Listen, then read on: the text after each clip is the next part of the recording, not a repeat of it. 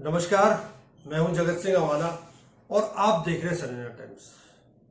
वो स्कूल में पढ़ाता था, वो स्कूल का एक टीचर था। वो समाज को ऊंचाइयों पर ले जाना चाहता था, इसीलिए वो टीचर था। वो बच्चों को पढ़ाता था, बच्चों को अच्छी शिक्षा देता था, परंतु उस शिक्षा में ग्रहण लगा देती है उत्तर प्रदेश सरकार और स्कूलों को बंद करने का फरमान जारी कर देती है और वो बेरोजगार हो जाता है। पढ़ा लिखा व्यक्ति था, उसने सोचा कि क्यों ना मैं भगवान के नाम पर कुछ ऐसा काम करूं कि लोगों को उसकी प्रेरणा मिले और मेरा भी काम चलता रहे। तो वो कथावाचक बन गया, परंतु यही कथावाचन एक दिन उसके लिए अभिशाप बन गई और उसके साथ वो व्यवहार हुआ कि जो किसी के साथ ना हो। का मामला है, यानी बहुत पहले का मामला है नहीं। आज 24 तारीख है, परसों 22 जून। दलित दूल्हे की बारात को लेकर बड़ा बवाल हो गया। बवाल था कि ठाकुर बाहुल्य गांव से बारात के गुजरने पर विवाद इतना बढ़ा कि दोनों पक्षों में झड़प होने लगी। चलिए पहले चलती हूं 16 जून को। यहां महराजगंज में एक दलित युवक से मारपीट लूट का मामला सामने आया। बलिया से 3 जून को एक ऐसा ही मामला आता है जिसमें दलित परिवार के साथ, क्योंकि उन्होंने कोतवाली क्षेत्र के एक मैरिज हॉल में शादी समारोह आयोजित किया, तो उस दलित परिवार के साथ मारपीट की गई। इसके अलावा प्रयागराज से 29 मई का यह मामला है, जब यहां पर आधा दर्जन से ज्यादा युवकों ने बंधक बनाकर एक दलित युवक के साथ उसको टॉर्चर किया। 2 घंटे तक उसको मुर्गा बनाकर रखा, पेशाब तक पिलाने की कोशिश की गई। 24 मई को एक और मामला सीतापुर से आता है। कुछ दबंगों ने एक दलित महिला के घर में घुसकर उसके साथ मारपीट की और ऐसे ना जाने कितने मामले हैं। ये करीब 1.5 महीने के मामले में 22 मई को 2 मामले, एक मामला मथुरा से है, एक रायबरेली से है, एक हमीरपुर से 19 मई का मामला है जिसमें शराब पीने के लिए गुंडा टैक्स ना देने पर दबंगों ने एक दलित को मारपीट कर उसके दोनों कान ही काट दिए। तो सोचिए, ये अत्याचार, ये बर्बरतापूर्ण ये रवैया कहां हमें लेके जा रहा है, हमारे समाज की मानसिकता किस ओर जा रही है। अगर भाजपा को लगता है कि भागवत या कोई कथा कहने पर एक वर्ग विशेष का ही अधिकार है, तो फिर वो इसके लिए भी कानून बना करके दिखा दें। जिस दिन पीडीएस समाज ने अपनी कथा अलग से कहने शुरू कर दी, उस दिन इन परंपरागत शक्तियों का साम्राज्य ढह जाएगा। में जो बाबा साहब डॉक्टर अम्बेडकर ने व्यवस्था दिया है, कानून सबके लिए बराबर है, तो कानून के दायरे में कार्रवाई हो रही है। वो चिंता न करें, चिंतन करें। पाठ में जो भी लोग इस तरह के लोग हैं, सबको एक मुझे लगता है कि जो उस तरह से भगवान के प्रति जिनकी आस्था है, अब गीता भागवत गीता में जो भी जिनकी आस्था है वो सबको सम्मान देना चाहिए। किसी को इस तरीके का जो अपमान किया, इसकी हम निंदा करते हैं। मैं भी हमने कथा कही, ऐसी कोई हमारे साथ। अब इस मामले में आप तो चूंकि धार्मिक आदमी है, लेकिन अब इसमें यादव बनाम ब्राह्मण हो गया है, इसमें राजनीति हो गई है। अब राजनीति की बात थोड़ी है, यहाँ तो मेरे सम्मान की बात हो गई। मेरा तो सम्मान ही चला गया भाई। जैसे मंदिर है, कोई मंदिर बना हुआ है और उसका ऊपर का शिखर तोड़ दिया जाए, वो कैसा लगेगा भाई। छोटी जब हमारी उखाड़ ली, तोड़ दी, तो अब हमारे पास बचा क्या भाई। हमें तो मर जाना चाहिए, मरने से भी ज़्यादा कर दिया। वो तो लोग हमारे साथ लगे हुए, इसलिए हम ये मान लो झेल रहे हैं भाई। जब किसी मंदिर की ऊपर से चोटी हटा दी जाए, बचता क्या है बताएं आप। ये कहानी है इटावा के दादपुर गांव की। वहां पर एक ये कथावाचन करने के लिए गए थे संत कुमार यादव और उनके साथ थे मुकुटमणि। पहले दिन कथा हो गई, कथा सब लोगों ने सुनी। भोजन करने के बाद वो लोग चले गए। भोजन करने के बाद कथा समापन हो जाती है उस दिन की। फिर दूसरा दिन आता है, दूसरे दिन भी कथा हो जाती है और जब भोजन के वक्त आता है तो उस समय उसी गांव के जहां वो चल रहा था, दादनपुर, वहां के कुछ लोग पूछते हैं, महाराज आप किस गांव से हैं? तो वो बताते हैं मैं फला गांव से हूं। तो वो कहते हैं उस गांव में तो पंडित नहीं है, वो तो यादव का गांव है। उन्होंने कहा हाँ साहब मैं तो यादव हूं। बस उनका इतना कहना था और उन बेचारे कथावाचकों पर वो गांव वाले टूट पड़े और उनके बाल काट दिए, उनका मुंडन कर दिया, उनकी चोटी काट दी, उनको उठक बैठक लगवाई और महिलाओं के पैर तक छुआए उनसे। कथावाचन भगवान का नाम लेना था। भगवान का नाम तो कोई भी भजन इतने गाए हैं आज तक। मोहम्मद रफी ने भजन गाया है जो सबसे मशहूर रहा, सुख के सब साथी दुख में न कोई। ऐसे भजन मोहम्मद रफी ने गाए हैं, तो क्या ये पंडित लोग उन भजनों को नहीं सुनेंगे? क्या मुसलमानों ने जो भजन गाए हैं या जो दलित है, ओबीसी है, उन्होंने भजन गाए, क्या उन्हें ये पंडित लोग नहीं सुनेंगे? ये एक अभिशाप है हमारे समाज के लिए। जब इस बात का पता अखिलेश यादव को चला तो अखिलेश यादव ने उन लोगों को बुलाया और सम्मानित किया। एक एक गाना, एक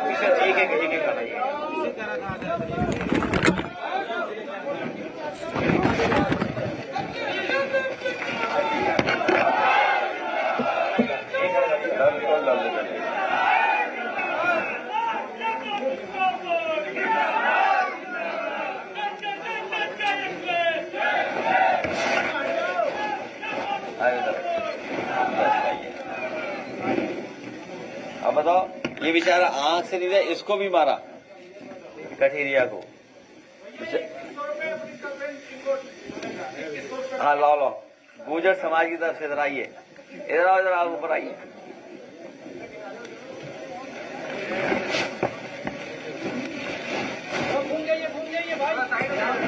अब आप इधर आइए। एक आप दे दो, एक आप दे दो। सम्मान के साथ साथ वहां अखिलेश यादव ने भजन भी सुने। सच्चिदानंद भगवान की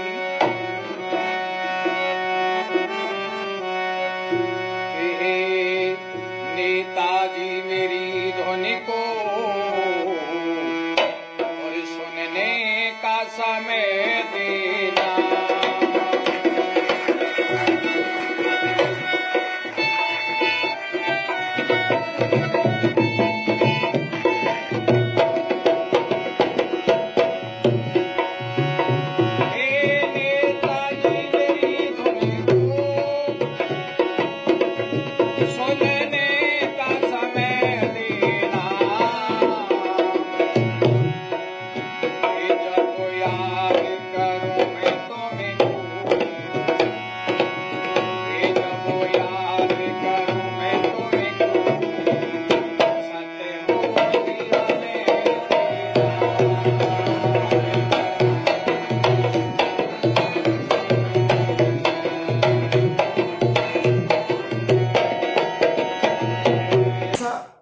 आखिर क्यों होता है? जब वोट का टाइम आता है तो आप नारा लगाते हो कि बटोगे तो कटोगे, और एक बाबा है तथाकथित, वो अपने आप को हनुमान जी का अवतार बताते हैं। वो कहते हैं कि मुझे हिंदू राष्ट्र बनाना है। हिंदू राष्ट्र किसको कहते हैं साहब? क्या होता है हिंदू राष्ट्र? हिंदू राष्ट्र में जातिवाद होगी, हिंदू राष्ट्र में धर्मवाद होगा। आप हिंदू राष्ट्र बनाइए, लेकिन उसमें ये क्या आप मंदिरों में किसी दलित को पुजारी बना सकते हैं? क्या राम मंदिर में किसी को दलित पुजारी बना सकते हैं? जब चंदा लेने की बारी आएगी तो आप ब्राह्मण हैं, आपको चंदा चाहिए, और जब वोट लेने की बारी आएगी तो ये तथाकथित वोट के अधिकारी जो पंडित बने हुए, जो बाबा बने हुए, ये बीजेपी का प्रचार करेंगे और कहेंगे कि ये हिंदू राष्ट्र बनाएंगे हम, आप बीजेपी को लाइए। ये राष्ट्रवाद है आपका? जब एफआईआर अखिलेश यादव ने कराई, उसके बाद आज ब्राह्मणों ने भी उनके खिलाफ एफआईआर करा दी। के नेतृत्व में एक प्रतिनिधिमंडल ने पुलिस अधीक्षक से मुलाकात कर कथावाचकों और उनके सहयोगियों के खिलाफ शिकायत सौंपी है। महासभा का आरोप है कि कथावाचकों ने अपनी जाति छुपाई, धार्मिक भावना भड़काई और महिलाओं के साथ अभद्र व्यवहार किया। संगठन ने चेतावनी दी है कि यदि जल्द उचित कार्रवाई नहीं हुई तो आंदोलन किया जाएगा। वहीं महिला ने एसएसपी से मिलकर कथावाचकों पर गंभीर आरोप लगाए हैं। महिला का आरोप है कि कथावाचक ने उनके साथ अभद्र व्यवहार किया और उनकी कथा को जानबूझकर खंडित किया गया। महिला का यह भी आरोप है कि झोले से बरामद आधार कार्ड में अग्निहोत्री लिखा पाया गया, जिससे उनकी जाति पर संदेह हुआ। इटावा के एसएसपी ब्रजेश कुमार श्रीवास्तव ने बताया कि कुछ लोगों ने मुलाकात की है और उनकी बात सुनी गई है, लेकिन अब तक कोई लिखित तहरीर प्राप्त नहीं हुई।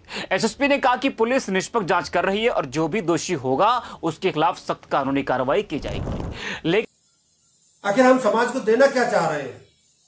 समाज को ये देना चाह रहे हैं कि आप दलित हैं, आप नीचे बैठेंगे, आप ओबीसी हैं, आप नीचे बैठेंगे, आप ब्राह्मण हैं, हमारे सर पे बैठेंगे, आप ठाकुर है, आप हमारे सर पे बैठेंगे। खून मिलाकर देखिए, आपका और हमारा खून एक जैसा नहीं है क्या? जब वोट की बारी आएगी तो आप जातिवाद में मत बांटो। 22 मई को वहां पे पहलगांव में जो हमला होता है तब तो प्रचार करते हो जाति नहीं पूछी धर्म पूछा, और जब ऐसा मामला आया तो आप जाति पूछ रहे हैं हमसे कि आपकी जाति क्या है, आप ओबीसी का, आपको कथा करने का अधिकार नहीं है। ये क्या बोल रहा है पंडित? कथावाचक के लिए किसी जाति विशेष, किसी विशेष वर्ग से होना जरूरी है? किस कथा की बात करें? अगर आप भागवत कथा की बात करें, भागवत पता है लिखा किसने है? भागवत लिखा है वेद व्यास जी ने, ठीक है। और अगर वेद व्यास जी ने भागवत की रचना की है तो वेद व्यास जी ने ही कुछ नियम भी बनाए होंगे कि भाई इस नियम से कथा होनी है। और आपको बता दूं, वेद व्यास जी जो थे वो स्वयं दासी पुत्र थे। उन्होंने भागवत की संरचना की और भागवत की संरचना करके उन्होंने बताया कि भागवत का प्रवक्ता कौन होना चाहिए और कैसा होना चाहिए। इस बात को बिल्कुल क्लियरली ध्यान रखिएगा। और अगर भागवत ही किसी रूल को डिसाइड करता है, इस देश में कोई राजनेता, कोई ब्राह्मण, कोई क्षत्रिय, किसी अन्य जाति का व्यक्ति डिसाइड नहीं करेगा कि कथावाचक कौन होना चाहिए, कौन नहीं होना चाहिए। भागवत डिसाइड करेगा कथावाचक कौन होना चाहिए, कौन नहीं होना चाहिए। क्योंकि भागवत कथा की चर्चा हो रही थी और जो लोग मुझसे यहां पर ये आज बात हो रही है, ऐसा किया गया वैसा गया, उनको मैं भागवत की बात कर रहा हूं।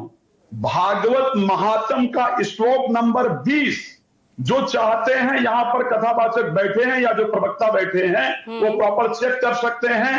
भागवत महात्म श्लोक नंबर 20 स्पष्ट कहता है, विरक्तो वैष्णव विप्रो वेद शास्त्र विशुद्ध कृत। ध्यान रखिएगा, विरक्तो वैष्णव विप्रो वेद शास्त्र विशुद्ध कृत दृष्टांत खुसरो धीरो वक्ता कार्योत निष्पहा। आप ध्यान रखिएगा, स्पष्ट कहता है, भागवत कहता है कि भागवत का कथावाचक एक्चुअल में कौन होना चाहिए। स्पष्ट यह श्लोक कहता है कि जो भागवत का कथावाचक है वास्तविकता में वो ब्राह्मण होना चाहिए। ये भागवत में लिखा है, मैं नहीं कह रहा हूं। और अगर मैं भागवत की कथा कर रहा हूं तो भागवत के नियम को मैं पूरा फॉलो करूंगा। और अगर कोई मेरी बात को काटना चाहता है तो एक्चुअल दृष्टांत दे करके काटेगा, ठीक है। बाकी चीजें समाज और राजनीति और चीजों से लागू हो सकती हैं, लेकिन जो वेद है वो शास्त्र जो कहता है उसी के अनुसार चीजें चलना चाहिए। एक बात और बता रहा हूं, आ रहा हूं वापस। कहा गया ठीक है ब्राह्मण कथा कर, कोई भी जाति का व्यक्ति कथा कर सकता है, इसमें कोई दो राय नहीं है। स्त्री कथा कर सकती है, किसी जाति का व्यक्ति कथा कर सकता है, लेकिन कब? वेद ने बड़ा स्पष्ट कहा कि स्त्री शूद्र द्विज बंधु नाम त्रैन श्रुति गोचरः कर्म श्रेष्ठ मूढ़ा नाम श्रेया भवधु। कोई भी व्यक्ति कथा कर सकता है, लेकिन यदि उसने स्टार्टिंग से वेद का अध्ययन किया हो, शास्त्र का अध्ययन किया हो, तब वो कथा कर सकता है। जिस कथावाचक के आप इस मामले में जो इन कथावाचकों के साथ हुआ फिर उसे सही ठहरा रहे हैं? मैं उन पर सही हुआ या गलत हुआ की बात नहीं कर रहा हूं, मैं बहुत स्पष्ट कह रहा हूं, क्योंकि वो तो ब्राह्मण नहीं थे, वो तो यादव थे। दोनों इसमें जो 3 कथावाचक है उनमें से एक दलित है और 2 यादव है। पूजा जी मैं एक बात बता रहा हूं, मेरे धर्म को नष्ट करने का, मेरे धर्म को गलत तरीके से रिप्रेजेंट करने का षड्यंत्र लगातार चलता रहा है, समझ में? इस पर राजकुमार भाटी ने, जो समाजवादी पार्टी के प्रवक्ता हैं, उसने कितनी लताड़ लगाई है इस ब्राह्मण को, राजकिशोर मिश्रा जी को। आप सुनिए एक बार। एक तो मैं ये देख के बहुत ही आश्चर्यचकित और बहुत ही दुखी और बहुत ही परेशान हूं कि राज मिश्रा जी ने और सलमणि त्रिपाठी जी ने खुल के उन अपराधियों का समर्थन किया, उन अपराधियों के पक्ष में खड़े हैं जिन्होंने विभत्स कांड किया, जो अमानवीय भी है अपमानजनक भी है, संविधान विरोधी भी है, आपको पूरा कानून विरोधी भी है। नहीं, पर ये झूठ तो ना बोले। देखिए मैं ठीक किसी है, को अपनी तो बारी नहीं बोलिएगा, शलभ जी। शलभ जी बीच में किसी के बीच में नहीं।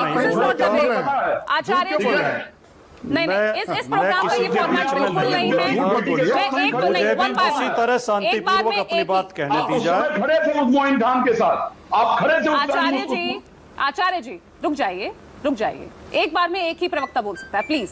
नहीं तो झूठ नहीं, एक बार में एक ही कुमार भाटी जी बहुत गंभीर प्रवक्ता है, झूठ ना बोले। फैलाएंगे और हम बैठकर सुनते रहेंगे, थोड़ी ना है।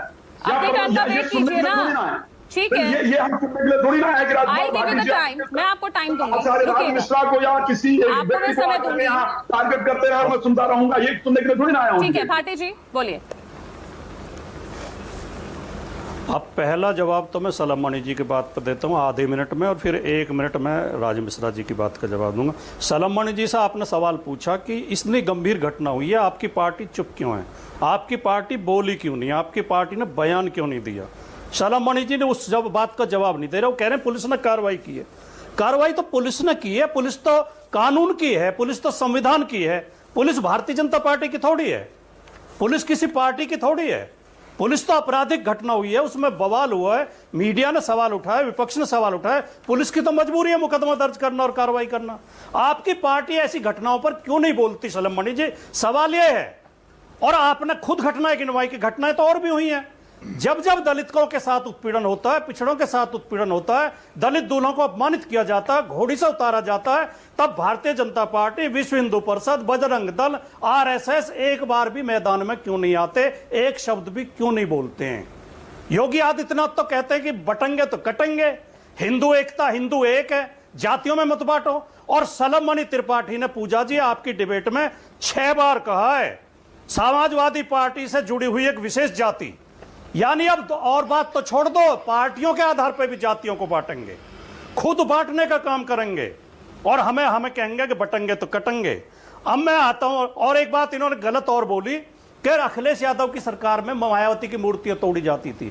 एक सिरफिरे आदमी ने लखनऊ में एक मूर्ति को थोड़ी सी नुकसान पहुंचा दिया था, अखिलेश यादव जी ने तुरंत उसे गिरफ्तार कराया था, मूर्ति की मरम्मत कराई थी और ये कहा था कि कोई बहन जी की या बाबा साहब की या तो यही बात तो शलभ जी भी कह रहे हैं भैया, अगर अपराध हो रहे हैं तो उन अपराधों के खिलाफ कार्रवाई हो रही है। थोड़ा सा समय और दीजिए मुझे। हाँ बोलिए प्लीज। कृपया मुझे थोड़ा समय दीजिए, थोड़ा सा समय दीजिए कृपया। राज मिश्रा जी कह रहे हैं कि मैं तो शास्त्र का प्रवक्ता हूं, मैं तो शास्त्र की बात करूंगा। राज मिश्रा को यह पता नहीं है शास्त्र कहते किसे हैं। शास्त्र उस पुस्तक को कहते हैं जो हमारी व्यवस्था को नियंत्रित करता है, जिसके अनुसार व्यवस्था चलाई जाती है। तो आज हमारा शास्त्र केवल भारत का संविधान है और किसी शास्त्र को हम नहीं मानते। भारत के संविधान के अनुसार व्यवस्था चलती है। और 26 जनवरी 1950 को जिस दिन भारत का संविधान लागू हुआ, उस दिन यह तय हो गया था कि पुरानी सारी रूढ़ियां, सारी कुप्रथाएं, सारे अंधविश्वास, सारे पाखंड खत्म, अब नए कानून से देश चलेगा। तो 2000 साल पुराने, 1000 साल पुराने संस्कृत के श्लोकों को बोल के पाखंड मत फैलाइए, मानवता का हनन मत करिए, भेदभाव मत करिए, ऊंच नीच मत करिए। आपने कहा, आखिरी वाक्य बोल रहा हूं पूजा जी, आखिरी वाक्य बोलने की इजाजत दें, आखिरी वाक्य बोल रहा हूं। राज मिश्रा ने कहा कि केवल ब्राह्मण को कथा पढ़ने का अधिकार है। तो क्या जो कथा कोई और पढ़ेगा तो उसका मुंडन कराएंगे, उसके ऊपर पेशाब छिड़केंगे, उसकी नाक रगड़वाएंगे धरती पे, उससे पैर छू छू के माफी मंगवाएंगे, उसकी पिटाई करेंगे? ये अधिकार आपको किसने दिया? अगर आप सही में आचार्य हैं और धर्म से कोई संबंध आपका है, लेकिन आपको कोई संबंध धर्म से नहीं, आप अधर्मी व्यक्ति हैं, इसलिए अधर्मियों का बचाव कर रहे हैं। ऐसे अधर्मी लोग इस देश के लिए खतरा हैं कि राज मिश्रा के पोशाक में बैठ के अपराध का समर्थन करते हैं। सलम त्रिपाठी भी अपराधियों का समर्थन कर रहे हैं और राज मिश्रा भी अपराधियों का समर्थन कर रहे हैं। तो ये मुद्दा सीधा लपक लिया। गरीब के साथ, कमजोर के साथ अन्याय होगा तो क्यों नहीं लपकेंगे? क्यों विपक्ष सामने नहीं आया? सरकार तो अन्याय कर रही है। मथुरा मामले में, मोहित खान के मामले में, अमरोहा के मामले में फिर कहां आप उतने सक्रिय नजर आ रहे हैं? तब क्यों प्रेस कॉन्फ्रेंस नहीं की? मथुरा में समाजवादी पार्टी पीड़ितों के साथ खड़ी थी।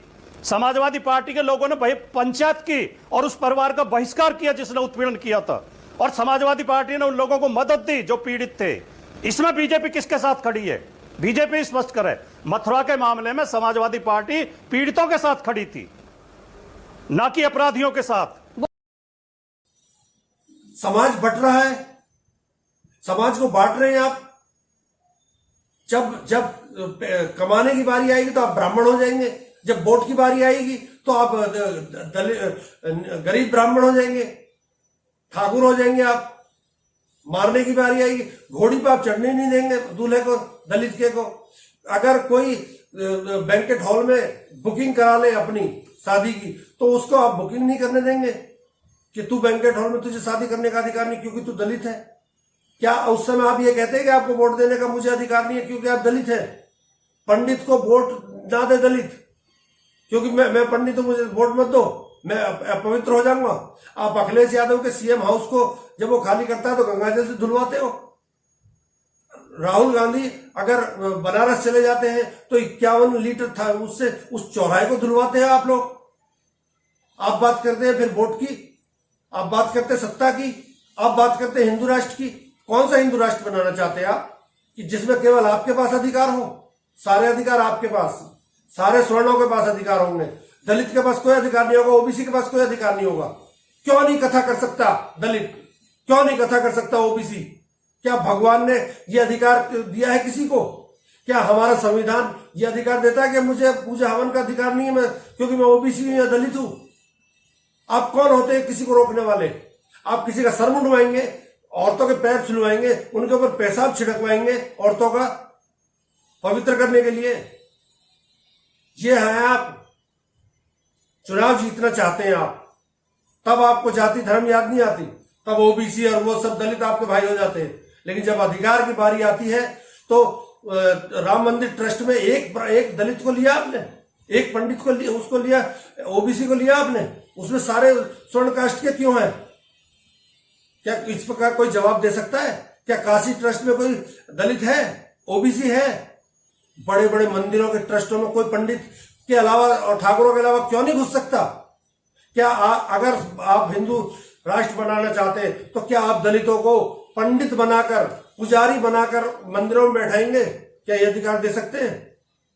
आप नहीं दे सकते, क्योंकि ये आपके कर्म है कि जो जिन्हें आप ऊपर रखना चाहते हैं और जिन्हें आप दबाना चाहते हैं उनको कभी आप उठने नहीं देना चाहते। ये आपकी सच्चाई है। वोट के लिए हम याद आएंगे, वोट के लिए दलित याद आएगा, वोट के लिए ओबीसी याद आएगा। बटोगे तो कटोगे। मुसलमानों का डर हमें दिखाकर आप जीतते हैं, और जब मंदिरों की बारी आती है, कथावाचक की बारी आती है तो पंडित करेगा। क्यों करेगा? ये कौन से संविधान में लिखा हुआ? हम संविधान को मानते हैं, हम बाबा साहब के संविधान पर चलेंगे। जो हमें संविधान बोलेगा हम वो करेंगे। हमें पूजा का अधिकार संविधान ने दे रखा, हमें शिक्षा का अधिकार संविधान ने दे रखा, हमें फ्रीडम ऑफ स्पीच संविधान दे रखी है, हम उसका उपयोग करेंगे। आप कौन होते हो हमें रोकने वाले? नमस्कार, बहुत बहुत धन्यवाद।